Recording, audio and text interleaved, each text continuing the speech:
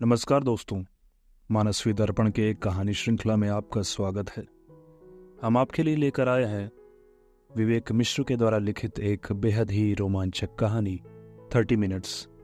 अब आप आराम से इस कहानी का आनंद लीजिए। कमरे की दीवार पर टंगी घड़ी में अभी 9 बजने में 10 मिनट थे। कमरे की छत पर लटके पंखे पर एक नायलन की रस्सी का फंदा लटक रहा था। फंदे के ठीक नीचे एक पुरानी बिना हत्थे वाली प्लास्टिक की कुर्सी पड़ी थी। सामने स्टूल पर रखी स्टॉप वॉच तेजी से दौड़ रही थी। वह उल्टी भाग रही थी। उसमें समय चूकता जा रहा था। उसे शून्य पर आकर रुक जाने में 10 मिनट बाकी थे। मुल्क बड़े इत्मीनान से मोबाइल पर गेम खेल रहा था। स्टॉप वॉच में तेजी से नंबर बदल रहे थे। उसे शून्य पर आकर रुक जाने में अब शायद 3 मिनट ही शेष रह गए। तब मुल्क अपना मोबाइल बेड पर रखकर खड़ा हो गया। स्टॉप वॉच भागते भागते जैसे हाँफने लगी। अब 9 बजने में 2 मिनट ही रह गए थे। मुल्क ने कुर्सी पर चढ़कर पंखे से लटकते फंदे को पकड़ लिया। स्टॉप वॉच में समय अब बहुत तेजी से बीत रहा था। बचा हुआ आखिरी 1 मिनट बहते हुए पानी की तरफ फिसल रहा था। मुल्क ने फंदा अपने गले में डाल लिया। स्टॉप वॉच जैसे तेज ढलान पर लुढ़कती हुई गाड़ी थी जो किसी खड्ड में गिरती जा रही थी। वह रुक जाना चाहती थी पर कोई भी चीज उसे रोक नहीं पा रही थी। मुल्क अपने पैरों के अंगूठे सिकोड़कर जैसे जिंदगी की नब्ज टटोल रहा था। अब उसकी आंखें घड़ी पर नहीं दरवाजे पर थी। तभी दरवाजे की घंटी बज उठी और एक खतरनाक खेल, मौत का खेल, एक क्षण के लिए थम गया। मुल्क एक ऐसा 26-27 साल का युवक जो कई बार आपको पीछे छोड़कर सबको धकेलता हुआ बस में चढ़ गया होगा। वह कई बार भागकर आपके सामने ठीक उस समय मेट्रो में चढ़ा होगा जब उसके दरवाजे बस बंद होने ही वाले होंगे। ऐसा आदमी जिसके कंधे से आपको धक्का लग गया होगा और उसने पलटकर आपको नहीं देखा होगा। कई बार आपके सामने से जब वह गुजरा होगा, अपने कानों में हेडफोन लगाए तो आपको उसे देखकर लगा होगा कि उसको किसी की परवाह नहीं। दरअसल उसे देखकर आपको लगा होगा कि उसे अपनी भी परवाह नहीं। खास तौर से तब जब आप ज़ेब्रा क्रॉसिंग पर पैदल चलने वालों के साथ खड़े सड़क पार करने के लिए ग्रीन सिग्नल का इंतजार कर रहे होंगे और वह मोबाइल पर बात करता हुआ बिना सिग्नल की परवाह किए व्यस्त सड़क को पार कर रहा होगा। आप उसके लिए चिंतित या परेशान हो गए होंगे जब कोई तेज रफ्तार गाड़ी उसे छू के निकली होगी। अचानक आपको उसकी शक्ल अपने किसी बहुत करीबी रिश्तेदार, दोस्त या पड़ोसी जैसी लगी होगी। आपने यह भी सोचा होगा कि इसे लगता है कि यहाँ किसी को इसकी परवाह नहीं, जबकि आप सांस साधे तब तक उसे देखते रहे होंगे जब तक उसने सड़क पार नहीं कर ली होगी। हाँ बिल्कुल, अब याद आया आपको।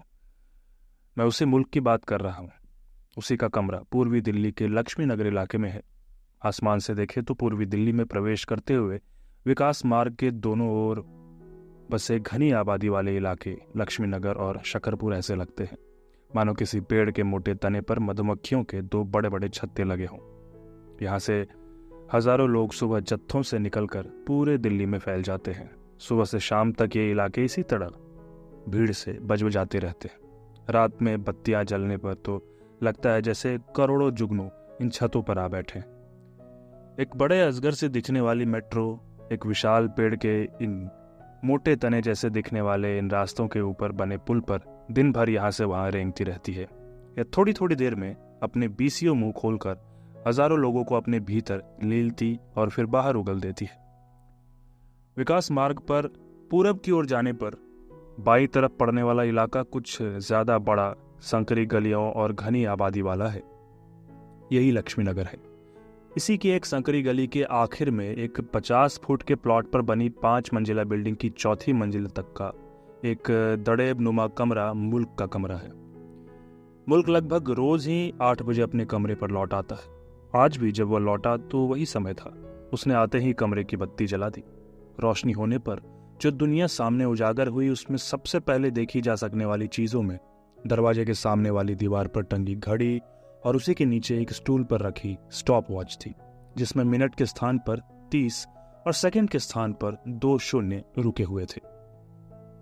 मुल्क ने अपना लैपटॉप बैग बेड पर फेंक कर कमरे का दरवाजा चौखट से भिड़ाया और बेड पर पड़ी मुचड़ी और सिली तौलिया उठाकर कमरे से जुड़े बाथरूम में घुस गया।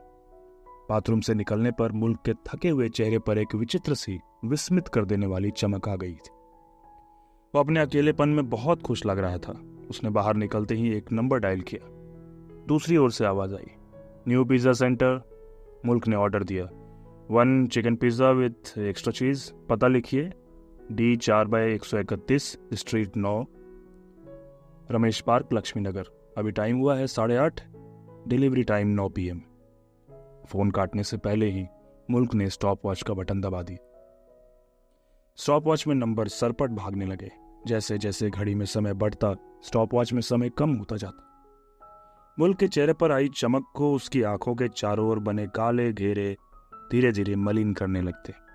वहां दूसरे सिरे पर जहां मुल्क का पिज्जा का ऑर्डर नोट किया जाता, उस जगह का साइन बोर्ड विकास मार्ग पर किसी पजल के ब्लॉक्स की तरह उलझी पड़ी गाड़ियों और आंखों को चौंधिया देने वाली रोशनी में सबसे ज्यादा चमक रहा होता, जिस पर लिखा है न्यू पिज्जा सेंटर।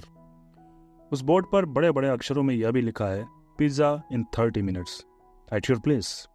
8 से 9 बजे के बीच का समय पिज्जा सेंटर के लिए सबसे व्यस्त समय होता है। इस समय पिज्जा सेंटर की सारी टेबलें भरी रहती है। वहां जाकर लगता है जैसे शहरों में रोटी खाना किसी बीते समय की बात हो चली है। कुछ लोग बाहर खड़े अपनी बारी का इंतजार करते रहते हैं। होम डिलीवरी के ऑर्डर बुक करने के लिए एक काउंटर अलग से बना है, जिस पर एक लाइन से कई फोन रखे हैं जो लगातार बजते रहते हैं। काउंटर पर एक अधेड़ उम्र का नेपाली आदमी बैठा रहता है, जिसका रंग भूरा, मुंह बर्गर की तरह फूला हुआ और आंखें छोटी और धसी हुई कहीं दूर ताकती हुई लगती है। शायद वह सामने बने आइसक्रीम पार्लर के उस बोर्ड को देखता होगा जिस पर बर्फ से ढके पहाड़ बने हैं। वह अपनी जगह पर ऐसा रम गया है कि उसे देखकर लगता है वह तभी से भारत में है जब पहली बार यहाँ के किसी आम आदमी ने बर्गर, चाउमीन और पिज्जा का स्वाद चखा होगा। वह फोन पर ऑर्डर बुक करता और एक पर्ची पर ऑर्डर नंबर और डिलीवरी टाइम डालकर काउंटर के साथ की खिड़की जो किचन में खुलती थी उसके पास से अंदर पास कर देता। न्यू पिज्जा सेंटर के किचन में 10-12 जोड़ी हाथ किसी बड़े कारखाने में लगे मशीनी पुर्जों की तरह बिजली की फुर्ती से एक साथ चलते हैं। इन हाथों के शरीर, चेहरे और उन पर टकी हुई आंखें भी होती है, पर वे दिखाई नहीं देती। कई बार इन चेहरों पर गलती से आ गई कोई मुस्कुराहट किसी पिज्जा के डिब्बे में गिरकर बंद हो जाती, पर वह कुछ ही देर में गर्मी और घुटन से वहीं छटपटाकर दम तोड़ देती। ये मशीन की तरह चलते हाथ खिड़की से ऑर्डर पकड़ने के बाद 8 से 10 मिनट में पिज्जा तैयार करके उसे पैक करके वापस उसी खिड़की से काउंटर पर खिसका देते।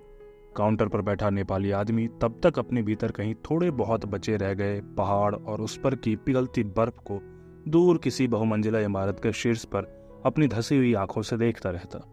यह लाल पीले रंग की टी-शर्ट पहने बैठा नेपाली आदमी, जो आपको पास से देखने पर खुद भी पिघलता हुआ हिमालय ही लगेगा, डब्बे में बंद पिज्जा बिल और पते के साथ एक पॉलिथीन में डालकर एक बटन दबा देता। बटन दबाते ही उसके सिर के ऊपर लगे इलेक्ट्रॉनिक बोर्ड पर एक नंबर उभरता और जोर से कानों को चुभने वाली घंटी बज उठती है। घंटी बजते ही पिज्जा सेंटर से बाहर ठीक 30 मिनट में इलाके के किसी भी घर में पिज्जा पहुंचा देने के लिए तैयार खड़े पिज्जा डिलीवरी बॉय हरकत में आ जाते। उन सभी ने भी लाल पीले रंग की टी-शर्ट पहनी होती।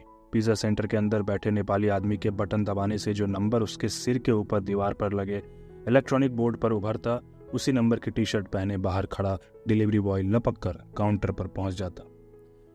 इस बार काउंटर पर बैठा नेपाली अपने पेट से ताकत लगाए हुए बोला, vehicle number 36, booking time 8:30, delivery time 9 बजे।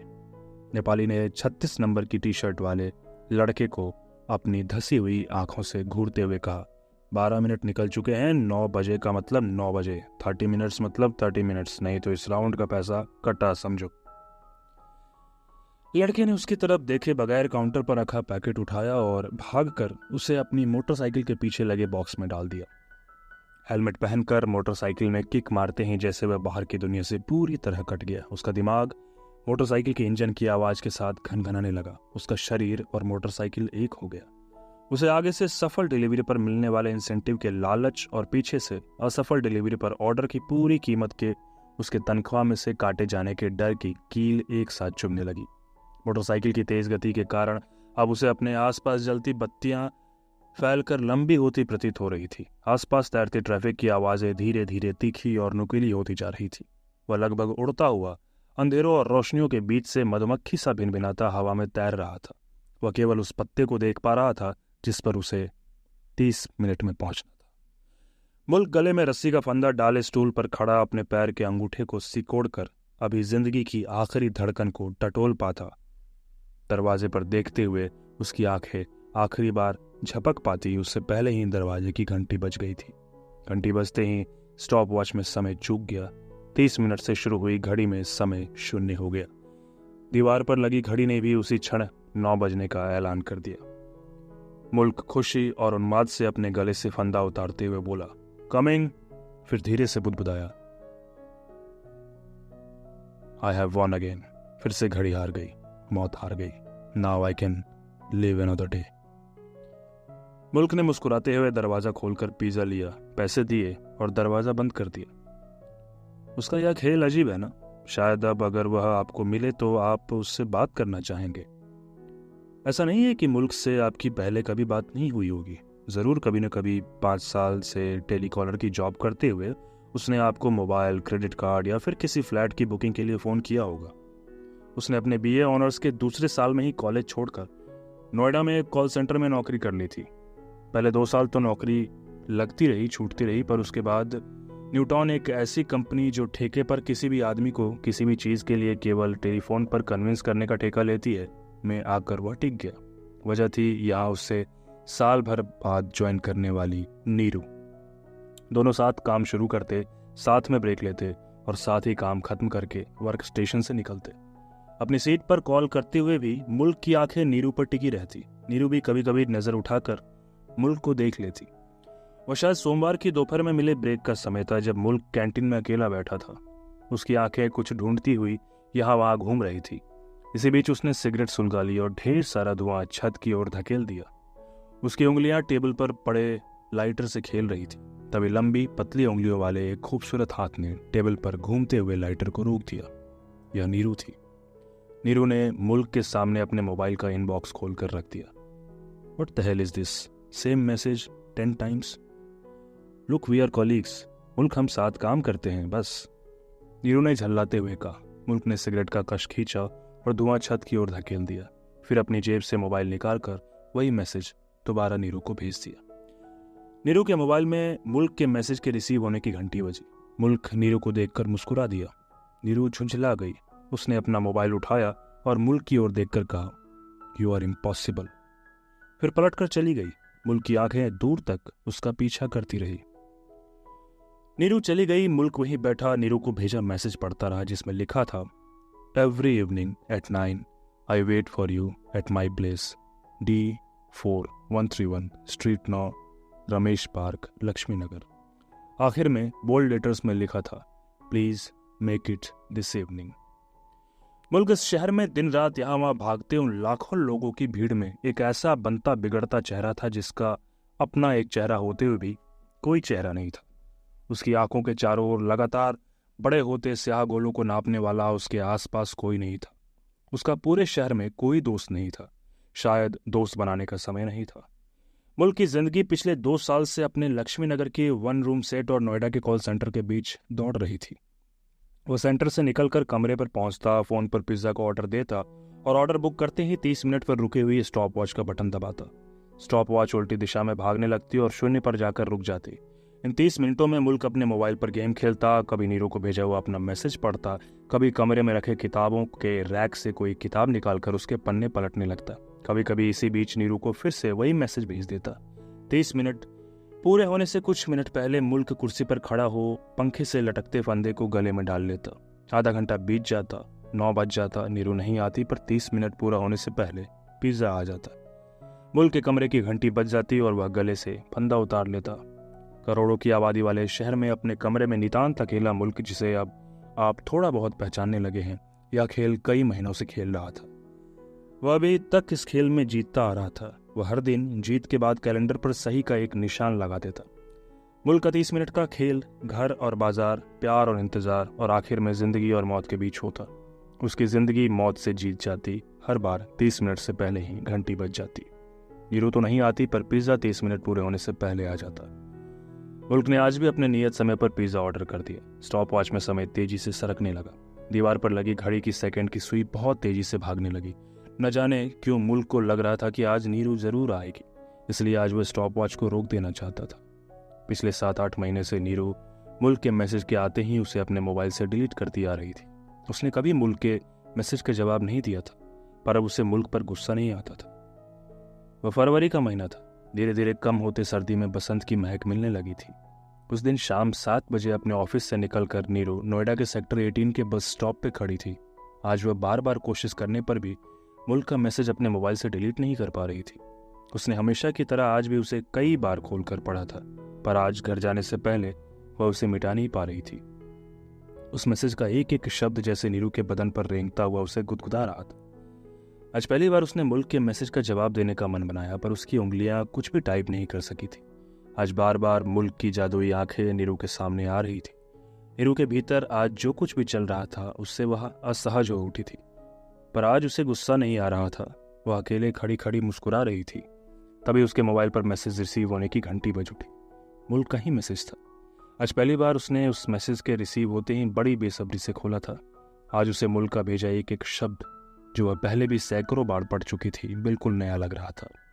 उसके मैसेज के आखिरी शब्द, please make it this evening, mobile से निकलकर उसके चारों तरफ लगे बड़े बड़े बिल बोर्ड पर चमकने लगे थे। अपने पागलपन पर नीरू मन ही मन हंस रही थी। तभी एक ऑटो के रुकने की आवाज ने नीरू को चौंका दिया। नीरू ने ऑटो वाले की तरफ देखे बिना ही कहा, भैया लक्ष्मीनगर जाना है, और ऑटो वाले के जवाब का इंतजार किए बगैर ही वह उसमें बैठ गई। उसके बैठते ही ऑटो लक्ष्मीनगर की ओर दौड़ने लगा। मुल्क के उस 10x12 के कमरे में जितनी तेजी से घड़ी की सुइयां भाग रही थी, उतनी ही तेजी से कमरे के बाहर की दुनिया भी भाग रही थी। उसे में घनघनाती हुई भाग रही थी पिज्जा डिलीवरी बॉय की मोटरसाइकिल और वह ऑटो जिसमें नीरू सवार थी। 30 मिनट पूरे होने में 30 मिनट बाकी थे। मुल्क कुर्सी पर खड़े होकर पंखे से लटकते फंदे से खेल रहा था। नीरू को ऑटो स्ट्रीट 9 प्लॉट नंबर 131 के आगे रुका तो उसकी आंखों के सामने मुल्क के अनगिनत SMS तेजी से गुजरने लगे, जिसमें लगभग हर मैसेज में उसने अपना पता लिखा था। नीरू को लगा जैसे वह इस जगह को पहले से जानती है। मुल्क की बड़ी बड़ी जादुई आंखें आज आखिरकार उसे यहाँ तक खींच लाई थी। उसके पैर जैसे खुद ब खुद सीढ़ियां चढ़ने लगे थे। वह बिना वजह ही मुस्कुरा रही थी, पर उसने तो सोचा था कि वह मुल्क से मिलेगी तो बिल्कुल नहीं मुस्कुराएगी, पर उसे बहुत डांटेगी, फिर थोड़े प्यार से समझाएगी। आखिर ऐसा पागलपन क्यों, किस लिए, कब तक चलेगा ऐसा? पर वह तो मुस्कुराई जा रही थी। कोई चुंबक उसे खींच लिए जा रही थी। उसने घुमावदार सीढ़ियों के ऊपर की ओर देखा तो सामने दरवाजे पर लिखा था D4131। उसके भीतर कुछ तेजी से पिघल रहा था। उसके मुंह का स्वाद बदल गया था। उसके हाथों के महीन सुनहले रोए खड़े हो गए थे। D4131 उसके सामने था। 9 बजने में 1 मिनट बाकी था। इस पते को वह अच्छी तरह जानती थी, फिर भी तेजी से लगभग दौड़ते हुए सीढ़ियां चढ़ते एक पिज्जा डिलीवरी बॉय को रोककर उसने पूछा था, D4/131 यही है ना? लड़के ने हड़बड़ी में कहा, हाँ, D4/131 का ही ऑर्डर है। नीरू के चेहरे की मुस्कान जैसे उसके पूरे शरीर में फैल गई। नीरू ने कहा, ऑर्डर मुझे दे दीजिए, मैं D4/131 में जा रही हूँ। नीरू ने पिज्जा लेकर थैंक्स कहकर और एक बड़ी सी मुस्कुराहट के साथ उसके हाथों में पैसे थमा दिए। लड़के ने बचे हुए पैसे वापस देने चाहे, पर नीरू ने संक्षिप्त सा जवाब दिया, इट्स ओके। लड़का खुश था। वह लगभग कूदता हुआ सीढ़ियों से नीचे उतर गया। नीरू का दिल जोरों से धड़क रहा था। उसने दरवाजे पर लगी घंटी बजानी चाहिए, पर उसकी उंगलियों ने जैसे उसकी बात मानने से इनकार कर दिया। उसने अपना कांपता हाथ दरवाजे पर रख दिया, मानो भीतर बैठे मुल्क की धड़कनें हाथ से टटोल लेना चाहती हो। नीरू के दरवाजे पर हाथ रखते ही दरवाजा अपने आप खुल गया। मोटी मोटी किताबें रैक में एक दूसरे के कंधे पर सिर टिकाए खड़ी थी। उनकी अब किसी को जरूरत नहीं थी। सालों से घूमती गाड़ी की सुइयां अभी भी घूमती जा रही थी, पर वहां उनकी गति को तोलने वाला कोई नहीं था। स्टॉप वॉच शून्य पर आकर रुक गई थी। कमरे के भीतर का आकाश स्थिर हो गया था। कमरे के भीतर किसी एक पल ने एक लंबी सांस लेकर उसे अपने भीतर रोक लिया था। कमरे की हर एक चीज उस पल की सांस छोड़ने का इंतजार कर रही थी, पर उस पल ने सांस नहीं छोड़ी। उस पल का उस सांस के साथ एकाएक इस पृथ्वी से लोप हो गया था। वह पल, वह सांस किसी एक घड़ी में किसी पुच्छल तारे सी चमक कर अंतरिक्ष में विलीन हो गई थी। दीवार पर झूलती परछाइयां धीरे धीरे टूटकर गिरने लगी, पर मुल्क का शरीर जमीन से 2.5 फुट ऊपर झूलता ही रहा। नीरू मुल्क की बड़ी बड़ी जादुई आंखों को एकटक देखती रही। मुल्क की आंखें कमरे के बीचों बीच हवा में तैर रही थी। उन काली आंखों में अनंत विस्तार लिए हुए एक ब्लैक होल था जो कमरे के भीतर की हर एक चीज को अपने भीतर खींच रहा था। नीरू भी किसी बेजान वस्तु से उस ब्लैक होल में खींची चली जा रही थी। न्यू पिज्जा सेंटर के काउंटर पर गूंजती फोन की घंटियां तेज हो गई थी। ट्रैफिक का शोर और भी ज्यादा तीक्ष्ण और कानों के पर्दे फाड़ देने वाला हो गया था। मुल्क की आंखों के चारों ओर सैकड़ों पिज्जा डिलीवरी बॉय मधुमक्खियों की तरह बुनबुनाते उड़ रहे थे। वे भी उसी ब्लैक होल में समाये जा रहे थे। तभी नीरू के मोबाइल पर मुल्क का कुछ मिनट पहले भेजा हुआ वह मैसेज रिसीव हुआ, जो आसमान के रास्ते में कहीं कुछ देर के लिए फंस गया था, जिसके आखिरी में लिखा था, please make it this evening. पर अपने होशो हवास खो चुकी नीरू उसे पढ़ नहीं पाई थी। यदि आपको हमारी कहानी अच्छी लगी हो तो कृपया हमारे चैनल को सब्सक्राइब याद से कर लें।